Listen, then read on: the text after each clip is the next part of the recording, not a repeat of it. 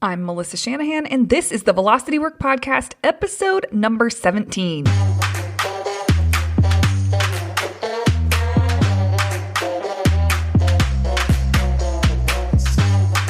podcast is for attorneys who are running their own firms. We explore tactics, tools, and stories related to pushing past simply lawyering well and into building a successful firm. Working in your firm and working on your business are two very different things. This podcast focuses on the latter. Well, hello, friends. Welcome to this week's episode of the Velocity Work Podcast. We are talking about a topic today that is really interested me more and more in the last year or two. And I've gotten clearer and clearer on things of this nature for myself, and it's made a big difference. But we're talking about a compelling reason. And compelling reason, I'm excited to dive into this today because I don't know if this is on everyone's radar. You know, I'm pretty submersed in the coaching world and have been since 2008. And so I've heard of, how important it is to have your own compelling reason for why you're doing what you're doing. But I think in the past, I really sort of clumped it together with your mission or your vision statement, and that it's your strong why for what you're doing in the same way that a mission and a vision statement is. And what I've come to understand is that it's very different than a vision and a mission statement. And so I wanted to sort of bust some myths around that and talk about why it's so important to understand why you're doing what you're doing. Because anytime you go after hard goals and, you're really stretching yourself, it's going to get hard. And if your reason for doing it isn't good enough, it's not compelling enough to you, then you're going to stop. You're just going to sort of, and that can look many different ways. I'm going to do a full episode on quitting and failing, but that can look many different ways. For example, it's maybe you just throw your hands up because when it gets hard, it's like, I don't have the bandwidth to deal with. I don't know how to get through this. I don't whatever. I've got to go do my thing because I have a business to keep alive. But there's also sort of a more subtle way where we don't have a good enough reason to break through the barriers. And so we just sort of start to let go of it. We allow other things to come into our calendar, into our schedule, instead of what we really need to be focused on to hit those goals. So it's sneaky. It can be super sneaky. And I was talking to a coach recently about I think I talked about this on the podcast already, but I'll give you a quick synopsis for those of you that didn't listen to that exact episode. I was talking to a coach who works with mostly 7-figure and up entrepreneurs and mostly online businesses. And so that's her jam. That's what she does. And she was talking about how she has noticed that the people who give up before they reach their goals or whatever they're identifying as success for themselves, they give up when it gets really hard, because that's going to happen. And it's because they don't have a good enough reason to keep them going. It sounds really great to achieve goals. It sounds really fun to be on the other side of all the hard work that it takes to get to whatever success looks like for you. But it's super freaking hard. It's just gonna be. That's part of it. And so when times get tough and times get hard, instead of staying committed and remaining committed to those goals, it's like they don't have a strong enough reason to do it. It's like, why work this hard? And so they'll just sort of start to let go. And I have a good example of this in just personal stuff in my own life. My husband and I were training for half marathon, which we've done several of together, which has been super fun. This is when I lived in San Francisco. And so this is probably 5 or 6 years ago. And we had a 7-mile run slated for Saturday morning, and we went out. And it was so hot. It was so hot outside, and we were running on the Embarcadero, and we overestimated the amount of water or drinking fountains that we thought were going to be planted along the path. That was just dumb. That was a stupid mistake. So we start running, and it's so hot, and there's one here and there, but not very many. And I started getting really grumpy, really frustrated. It was really hard. I had run much more than 7 miles before. Like this didn't need to be a really crazy epic run, but I was struggling hard and the heat was getting to me. And at one point I asked him, how far are we? Like, how far have we gone? And he said 4 miles. And I was blown away. I mean, I've run 3 marathons before. I've run, like, the fact that he said 4 miles, it had felt like it had been a lot longer. My body was struggling. I was dehydrated. I was super hot. And I just said, you know what? I'm done. And I stopped. And I just started walking. I was like, I'll meet you at home. And he was like, no, you can do this. You can do this. I was like, I know I can do it. I don't want to.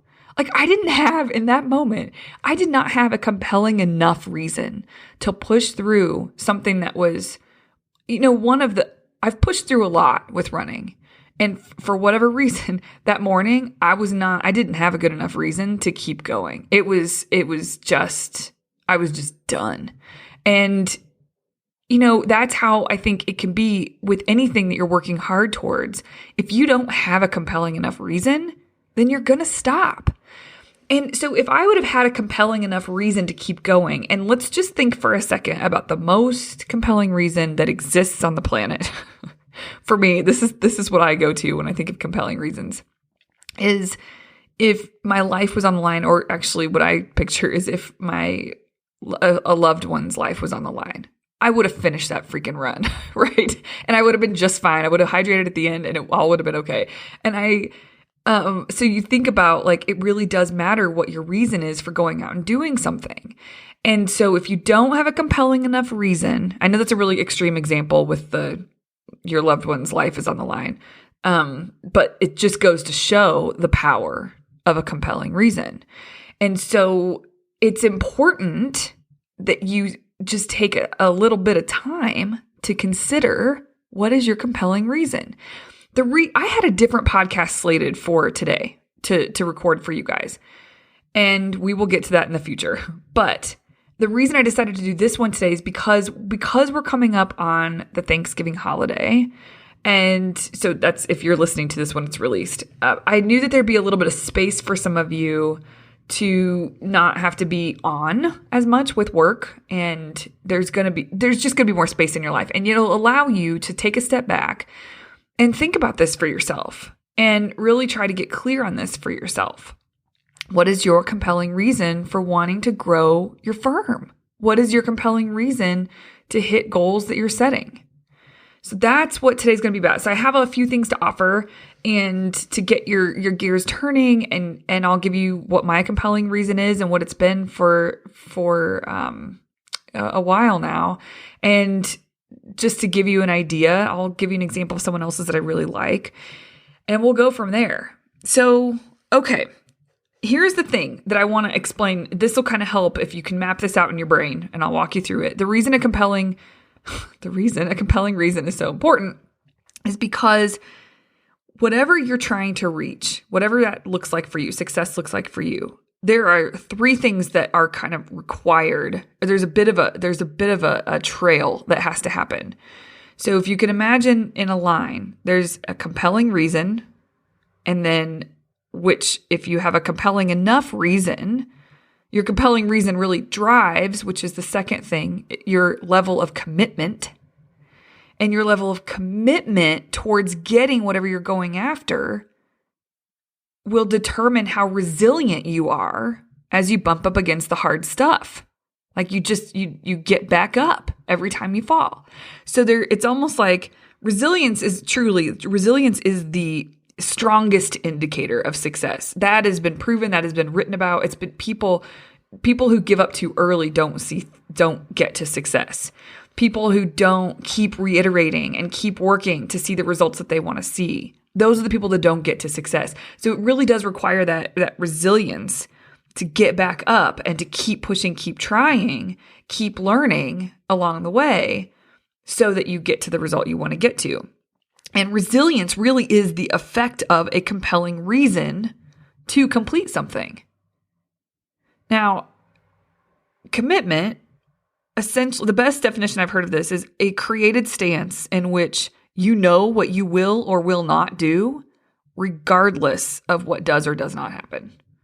Like, you're going for it. And your level of commitment, if you're really, really committed, like truly committed, it's because you have a why, you know your why, and it's going to keep driving that level of commitment when things get hard. And so then resilience can happen. Resilience can be a thing for you. So resilience is essentially the effect of a compelling reason to complete something. That's what's important to know. And resilience is required to meet your goals. Now, we talked about the most compelling reason ever, which I think is when someone you love, their life is on the line, or when your life is on the line. And the reason that is because you would not be worried about getting your feelings hurt, about rejection, about failure. You wouldn't be worrying about how much time and effort you have to put into something. You would not indulge in distractions. You would not go like grab a snack when it's time to really do the work. You wouldn't allow pings and dings from your phone and your email to pull you out of the zone. Like, you would get that stuff done, right? All of those things, all the distractions and all the worries that can creep in, or all of the and when I say distraction, even just, it's uncomfortable doing the work you got to do. It doesn't feel good all of the time. And so it's almost like this avoidance of discomfort can be probably the biggest dream stealer that I see, is people just kind of sliding back away from the discomfort because it's uncomfortable, right? And so all of those things, all of those distractions becomes totally irrelevant. You get super clear, you get super focused on that end result because it's your loved one's life that's on the line, right? So extreme example, but I think it clears up how important a strong, compelling reason is. And another point I want to make here that I think will be helpful for you to consider: when I talk to owner attorneys and they don't know whether or not they can build their ideal firm, like they'll have a dream of it, but it's like you don't feel the conviction in their voice. It's kind of like, yeah, I don't really know how to, I think I could get there. I believe in myself. I just don't see the way there. I just don't know how to. You just hear the doubt. And so when I ask them, why don't you know that? Like, what is the reason you're doubting yourself? And their answer will be, because I've never done it before. And this especially comes up when we're talking about levels. Like, it requires different things to get from 500,000 to 750, and it requires different things to get from 750 to 1 million, and it requires different things to go from 1 to 2. And so it's almost like, well, I haven't done it before. Like, I don't really know how to do that. So the thing here is, and this is super common, I'm guilty of this too. I do this to myself sometimes. But when we look to our past to try to find evidence of our success, it doesn't make sense. The past doesn't determine our success. Of course, anytime you're doing something new or trying to achieve a result you've never achieved, of course, you've never done it before. That's the whole point. That's the whole reason. It's a goal. So looking to the past doesn't determine your level of success. What does determine your level of success, or your success in getting the result, is your level of commitment. And your level of commitment determines how resilient you are. And your level of commitment is determined by your compelling reason. So that's how these three things work so hand in hand together. You have a really strong compelling reason, then it sort of has you in a really strong commitment towards something, which makes you very resilient on the way to getting the goal. Your level of commitment is determined by how compelling your reason is to succeed. And your resilience is determined by your level of commitment. I know this kind of seems like a puzzle, but I just really want to lay it out there so you understand that it starts, it stops. The root of all of this is how good your compelling reason is. When you know someone has a very compelling reason, you know they're going to stay committed. When their reason is burning deep inside of them, you're not going to question their commitment. If their child's life is on the line, you're not going to be like, well, I hope they're committed. You know they're committed. You know, like there isn't a question. So, it can be tricky too. I'll give you another sort of example of something I see. When I'm talking to a client right after we've mapped out their whole strategic plan, which there's a ton of work that has to happen before that can happen. But once we've done that, we have their strategic plan for their long-term, their short-term future. Their desire is at a level 10. They are so freaking excited about the possibility of building this business to what they've mapped out, to being able to help more clients, to building the firm of their dreams, to creating or setting their own hours, leading an incredible team, making more money, like all the things that go with the success of this plan. The desire is huge. So in that moment, I'll ask them, how committed are you to making sure this happens? And they'll say, I'm 100% committed. Like there's so much conviction in their voice. And I'll say, okay, if you don't have your top goal hit by the end of the year, because we have all these mapped out, and there's some goals that just have more weight and more importance than others. So if you don't have your top goal hit by the end of the year, will you give me 50 grand? And I kind of have a smile on my face, and but they'll say, what? No. Like, what do you mean? Of course not. Like, it's kind of like they look confused. And I'll say, but wait a minute. I thought you're totally committed to making this happen. You're not 50 grand committed. So doesn't even sound like you're 10 grand committed.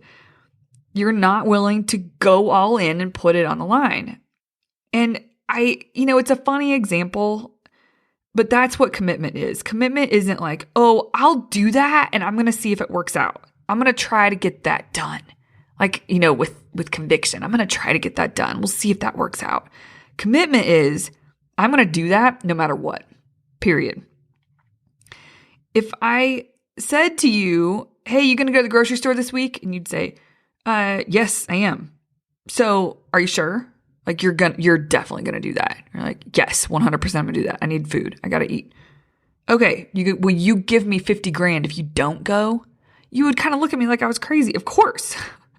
Sure. I'll give you 50 grand. I'm going to the grocery store. It's a done deal. And it's funny. We don't treat our all the effort and the energy and the journey towards getting a goal the same way, because we're more hesitant, we're more skeptical. Like, we haven't ever done this before. I don't know. Where it's because people are looking to the past, like they've gone to the grocery store 100 times. They know they can go to the grocery store. No big deal. But that's what I'm trying to tell you, is that you've got to stop using your past as evidence for what's possible for your future. There's no rationale behind that at all. So you've got to just wake up to that and realize that what is going to make the difference is how committed you are. Because if you're like, it means you've got a really good, compelling reason. You're super committed. You're going to be very resilient, which means you're going to get the end result. Okay, let's kind of take a breather here. I feel like I'm going down a rabbit hole, but I really want you to understand this. When you put something in this like as a result that you want to go after, and you commit to it no matter what, you can rise to almost any occasion.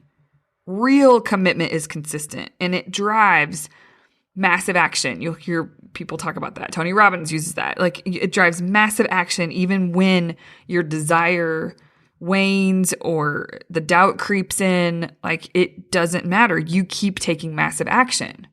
That's what real commitment is. And you need to have real commitment in order to have resilience, because resilience is what will keep you moving forward. Resilience is what has us picking ourselves up when we fall down. Think about what it is that you really want, and then ask yourself why you don't already have it. It can be like whatever comes to mind. It can be really important.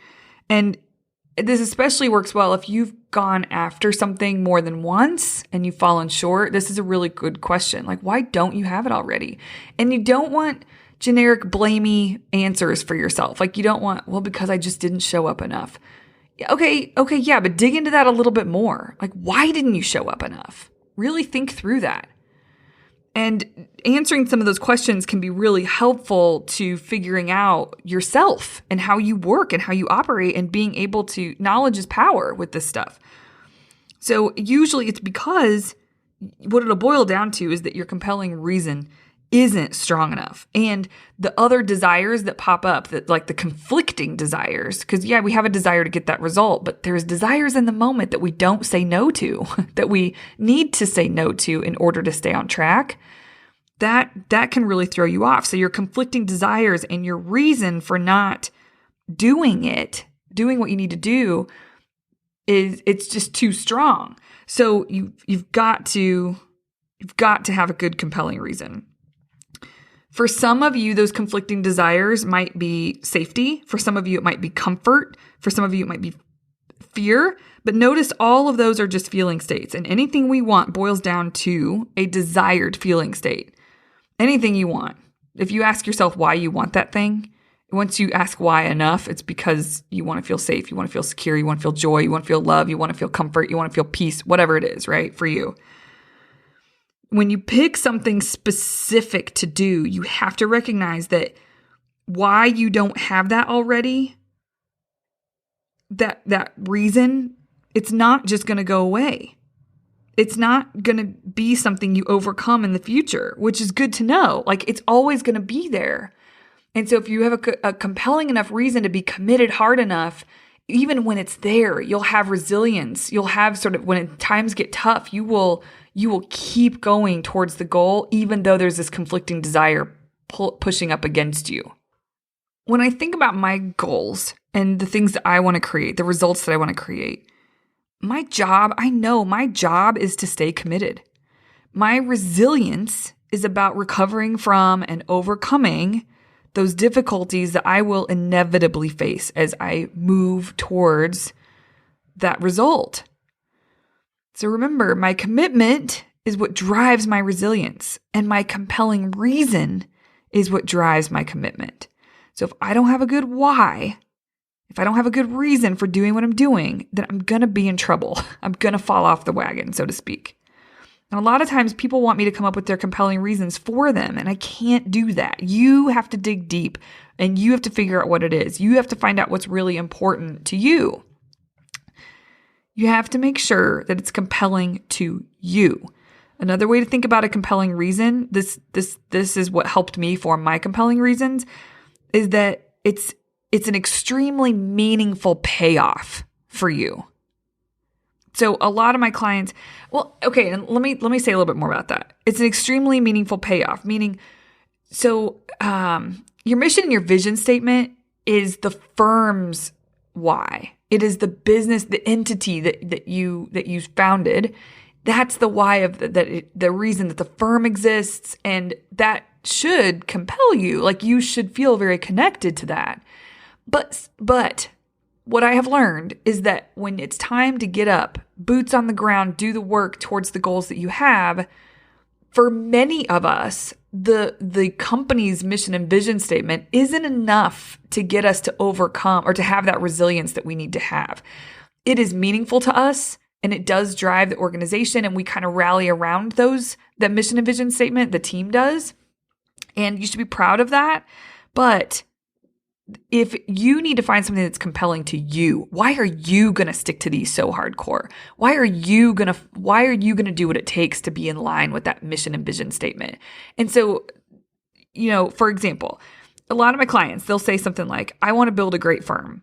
And I guess, I need to have a reason that's bigger than I just want to easily pay for 2 extravagant vacations a year. And I'll say, no, it doesn't. It doesn't have to be this amazing, ethical, impressive reason. It just has to be compelling to you. If you're compelled by being able to easily take 2 extravagant vacations a year, and that excites you, that matters to you, that drives your level of commitment towards the things that are going to enable that, then that's a good enough reason. It doesn't have to be a noble reason. It doesn't have to be some altruistic, morally astounding, wonderful reason. It just has to be compelling to you. So I want you to remember that. And this is the same with people who want to lose weight. And, it's almost like they feel bad if it's not for this noble reason. They feel they don't want to admit that they want to fit into their clothes. So instead they say something like, I just really want to get healthy. And it's not that they don't want to get healthy, but that ain't driving them every day. Like that isn't the thing that's going to, when they wake up, they can call on to be like, no, I want to be healthy. That for some people that is true. But for those out there that they're like, I just want to fit in my clothes. That is a compelling enough reason for you to get to the result you want to get to. And I know, and trust me, I'm all about doing things like holistically and from the ground up. So it can sound superficial to work towards something just for the sake of you want to fit in your clothes. It's easy for people to say, well, that result won't last then, if that's their reason. It's not deep enough. I'm like, but maybe they have a mission and a vision to get healthy for their family. Like that really feels so true to them, to be there for their family. But what's going to get them up every day and what's going to make them like put the right food in their mouth and to exercise is that they want to fit in their clothes. They're tired of not fitting in their clothes. That's a compelling enough reason. So my point here is I want you to get real honest about what drives you, what drives your commitment to every day doing what it takes to reach the bigger mission and vision. And, because there's milestones all along the way towards that. And there's results that you need to create. There's milestones that you need to hit. And it's not going to be easy to do that. And so you've got to have a little bit more like burning flame inside. If your mission and vision is the burning flame for you, like really, when you get honest about that, if it is the thing that ignites every cell of your being to do what you need to do, then every day, and to overcome and to have that resilience and to drive your commitment, then great. But what I know for sure, because I've worked with too many people at this point, it's a lie that most people, that their mission and vision is just enough to pull them like a magnet towards their result. There's something else that I think it's important for people to tap into. So finding what your compelling reason is. And here's the thing. You want to be clear on your mission and your vision and your compelling reason, because you want to be able to say a sentence, something like, I want to insert your compelling reason here through work that aligns with my mission and vision. So you want to do the things that really align with the bigger the result that you're wanting and that you're looking for, but you want to, let's just use the vacation, for example. If the mission and vision of your firm is to, I'm going to use something super generic here, is to help more clients or clients that have worked with you realize their own wealth. Let's just say that's your mission. Then you want your compelling reason, you want to be able to say, I want to take 2 extravagant vacations easily. Take 2 extravagant vacations every year through the work that aligns with my mission and vision of helping clients create the wealth that they're meant to create. Or I want to easily pay for 2 extravagant kick-ass vacations every year through the work that helps families come out the other side of divorce swimmingly, like better. Life is better for it. Right? So it's almost like you want to be able to say that. You want that sentence to be in line for yourself. So the sentence is, I want to insert your compelling reason through the work that aligns with my mission and vision, or my firm's mission and vision, or whatever. Once you commit to a compelling reason and you commit to what you want to accomplish, you won't use setbacks as evidence that it's not going to happen. That's where resilience comes in. So you use your setbacks as an opportunity to increase your resilience, to practice your resilience, which when you practice your resilience, you increase your resilience. And when you become more resilient, you also become more confident. You take massive action until that end result is achieved, no matter how much failure it requires. You take massive action until the end result is achieved. That is, you just don't stop, guys. And the only way you don't stop is if you have resilience. And the only way you have resilience is if you're really committed on a deep level. And sometimes it feels like you're committed on a deep level, but the only way you know you're committed on a deep level is if you've got a compelling enough reason, something that's going to drive that commitment when times get tough. Then you'll have resilience. You're not going to know. You're just not going to know how many times you're going to have to fail, but it doesn't matter. You're going to fail as many times as you need to fail in order to get the result that you want. Don't use failure as an excuse to not get to your result. Use failure as a way to build up your resilience, as a way to build up your commitment and your confidence. That's what I'm asking of you. And that is why a compelling reason is so important. So I want you to sit down, take some space over the break, and it may not even take you that long, really, because the faster you're willing to get super honest with yourself about what lights you up, like what gets your goat, so to speak, that is when it's going to help. It's going to be way easier to get to your compelling reason. My compelling reason, I thought I would share this with you guys. My compelling reason is I want to provide opportunities for my family, my those closest to me, that they would never have otherwise. That drives the crap out of me. I want my son, my future son, to be able to go to school anywhere he wants to go to school. I want to be able to travel and take him and my husband. I mean, my husband contributes too, but I want to be able a piece of that where something is possible because of what we're doing. And my parents, like I want to take them on vacations that they've only ever dreamed of, and my siblings. And so I just think for me, at this chapter of my life, it's so important to me. It wasn't always, right? Like I think our compelling reasons change. And so it wasn't always my thing, but it has been this year, especially. And, no wonder our family is growing, and that's part of why I think this is mattering so much to me. But that's the thing that when I wake up every day and sometimes things feel hard or I don't feel like doing X, Y, and Z, but I need to do X, Y, and Z if I want to see the results that the goals that I have created for myself and for my business, then I've got to be able to tap into that. And when I really think about you are creating possibilities for your loved ones by showing up. That is the meaningful payoff for showing up and seeing through on these results. So really think about what is your meaningful payoff. So whether it is the 2 vacations, extravagant vacations a year, that's awesome. Like think about when times get tough and you don't want to be disciplined with your schedule and your calendar, and you don't feel like it. You feel like more going with the flow.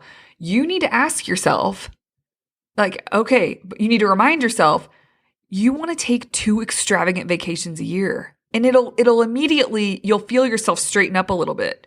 And that's how you know it's a compelling reason. It is that little flame inside that once you remind yourself of it, it's like, oh yeah, no, that's why I'm going to continue to be disciplined. That's why I'm not going to flake out on myself here. And when you're thinking of your compelling reason, oftentimes, especially when it comes to business, not all the time, but sometimes, often, people will say something around money. Like the motivator, if they're being really honest with themselves, is something around money. And I want to let you know there's nothing wrong with that, because money is a measurement of success, so to speak, towards working towards your mission and vision. So it's not like you're going and selling crack on a corner to make your money, right? But it's like that there is a fire for some people around making more money. And that is okay. You do not need permission from anyone else to say, oh, that's a good compelling reason. You decide if that's a good compelling reason, and you determine if that's a good compelling reason because it like lights a fire in you or not. It is like the meaningful payoff for you or it isn't. So don't let yourself try to be noble with your answers or be afraid to be really honest and feel like if someone else saw this, they might judge it. Screw that. And here's the other thing I'll say is that when the one piece of advice I would say, if money is the motivator, like if it's like, because I want to make more money, I would say, I would have you go deeper. Why do you want to make more money? Is it because you want to be able to take 2 extravagant vacations a year? Is it because you want to be debt free and you're not right now? Is it because like what is your reason for wanting to make more money? Like what's the payoff? What is the meaningful payoff going to be if you just have a bunch more money? Like whatever that means for you. And that is what I would try to ask why enough times that you kind of get to the real root, the real burning flame. Because I think sometimes we lean on just wanting to make more money. It's a generic answer and everybody's got different reasons for wanting to make more money. So I would dig a little deeper.